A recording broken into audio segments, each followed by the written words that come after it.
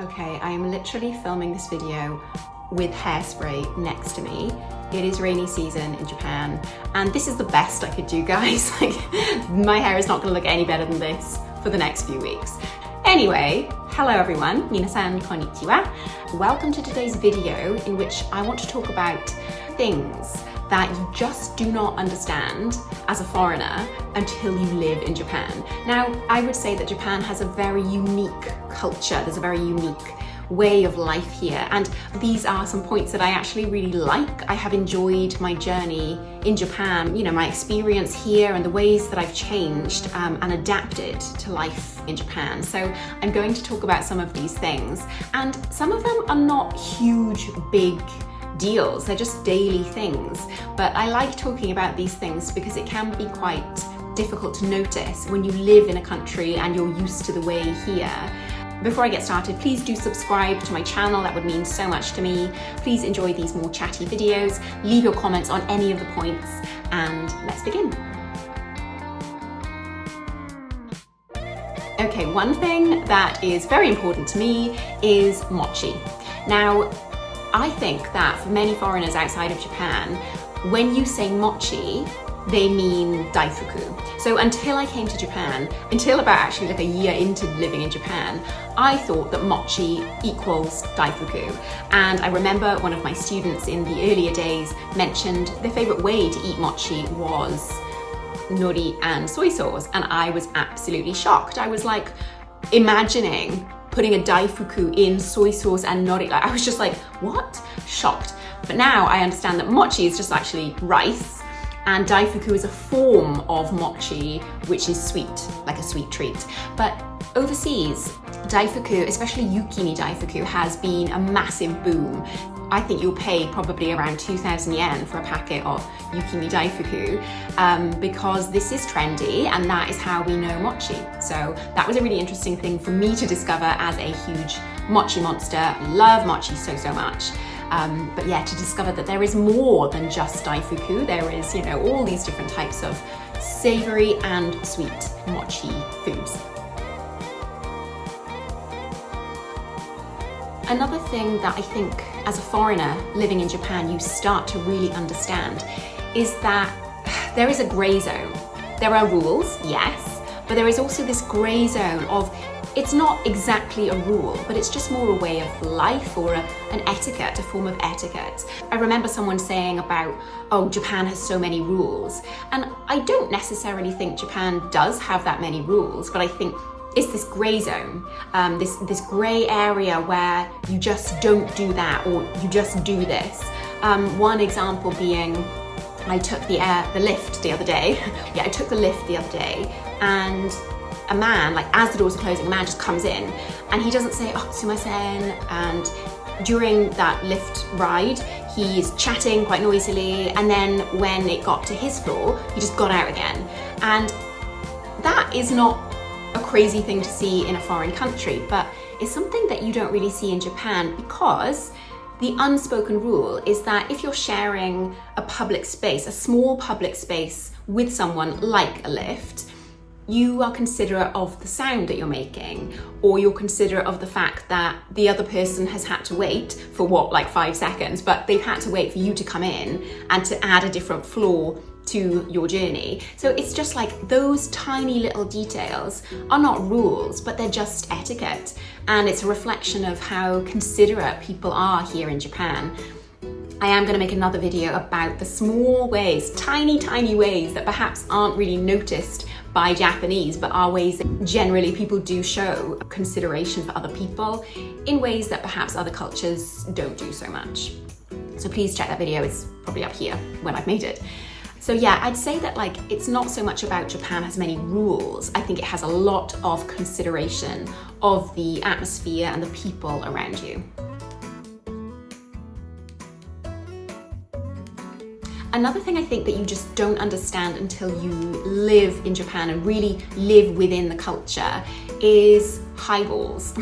Like, it sounds silly, but I never knew what a highball was before I came to Japan.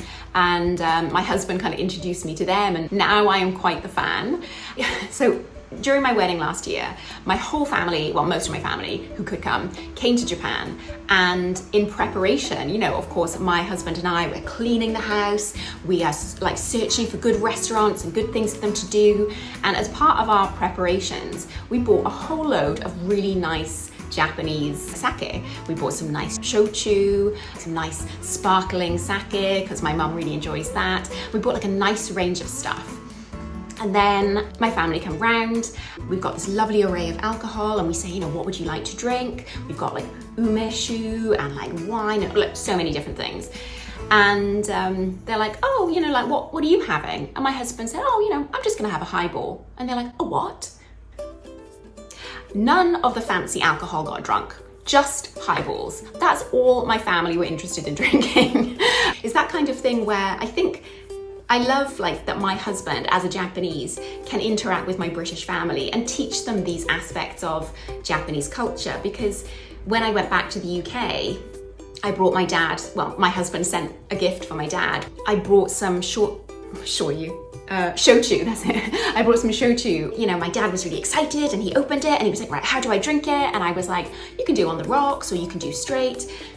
And to be honest, like it just didn't have that same excitement as it would have if my husband had come with them, because sharing Japanese culture with a Japanese who can kind of like guide you through it is really, really special, and it feels so much more than simply buying a Japanese product and then enjoying it by yourself. I think there are certain things that only feel good in Japan.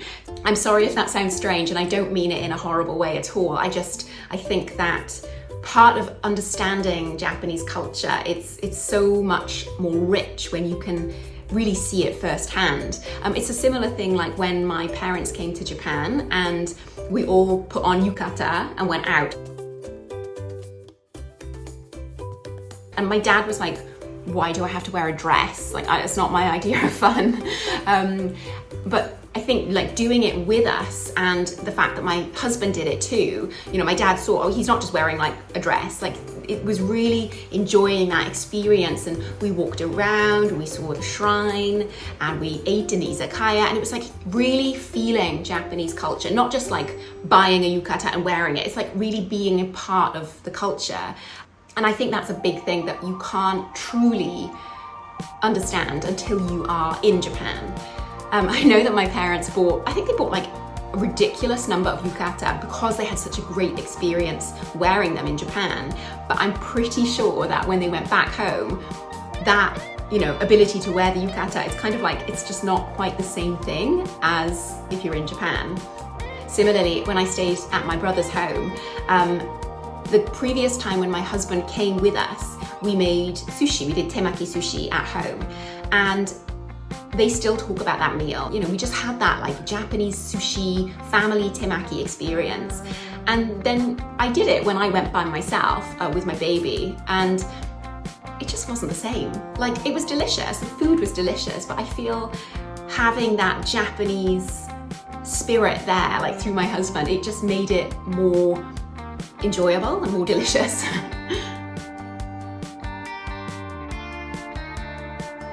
On that note, kind of leading off from that, is wearing kimono. There's this idea of kimono that foreigners have, but it isn't until you're in Japan and you really, like, I think kimono is not wearing clothes, it's putting on a different identity. And there's something so graceful and gorgeous about wearing kimono. I mean, I know I've talked so much about wearing kimonos, but this is definitely one thing that I think you don't truly understand until you are in Japan. Much like the example of my parents trying yukata and us walking around in Japan and experiencing yukata as a part of culture, not as a clothing style.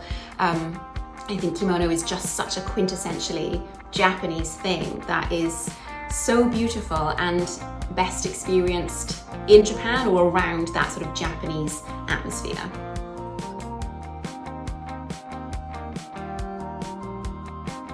Okay, another thing that you just won't understand until you are in the Japanese atmosphere, until you are in Japan, is karaoke and the significance of karaoke.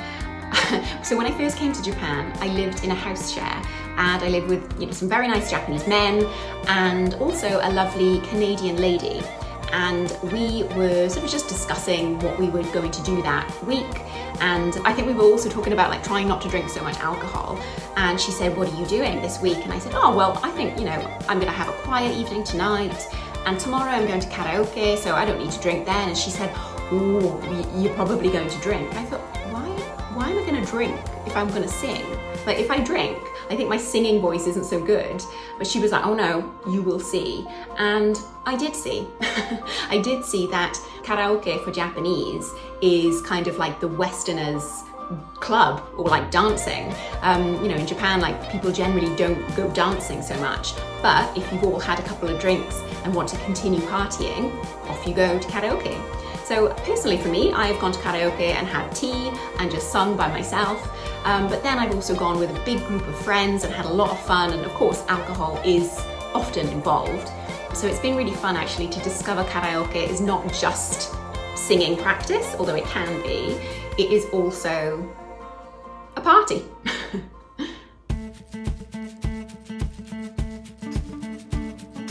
So another thing that you won't understand until you live in Japan, and I didn't understand until I got married, was paying to enter a wedding.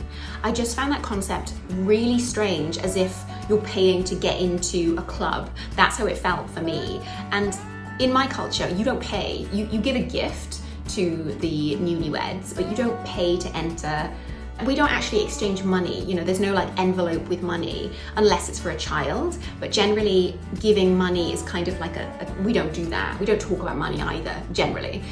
So the concept of having to invite people and say, "Please pay," like the fact that there's like a kind of like entrance area with a desk and you have to give them money. I don't know, that for me, I felt like, oh God, no, I don't want to do that. I don't want to have that. But I think in Japan, it is so custom that there is no discussion about how much should I give. It's all kind of like implicitly understood. And yes, at first I struggled with this idea because I don't like that transactional nature to something that is a celebration of love. However, when you do get married and you realize just quite how expensive it all is, perhaps everyone giving a little bit, or actually it's not a little, it's quite a lot, but everyone giving their part, their contribution to the party is a really fantastic idea, because it does remove this huge amount of money that the bride and groom will have to pay for. It also is a good way of filtering out those who just want to come for a free party, which, I think in the West and in other countries, there is this feeling that you have to invite certain people, even if they're not particularly close to you. So the way that it's done in Japan, to know basically that if you're going to attend someone's wedding, you will have to pay your share. I think that's a really, really good way, not just financially for the newlyweds, but also in terms of like having the people that really genuinely care about you and are prepared to pay that, for their costs. I think that's a really nice system.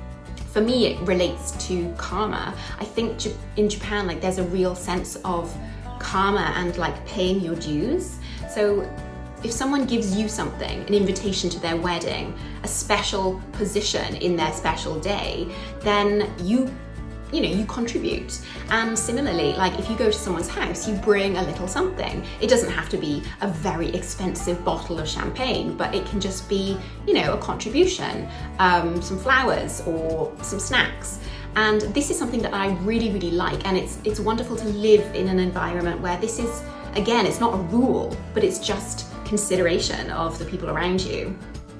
Paying for the wedding is an analogy for this more deep sense of karma, of paying your dues, and of it being a cyclical nature. It's not just like you invite me and I get. It's like, you give and I give, and in that way we are in harmony with each other. So that is a lovely aspect of life in Japan. Right, well, whether or not you can see it, I am about to melt, so I'm going to finish this video here and turn on the aircon as quickly as I possibly can. So humid. And since having a baby, I think my body temperature has just increased. Oh my God, okay. here. I'm looking slightly lion-esque again. So thank you very much for listening. Do leave your comments in the comment section. Let me know if there's any points that you want to make on the stuff I've discussed. And yes, please subscribe if you can. Let's grow the channel. And until next time.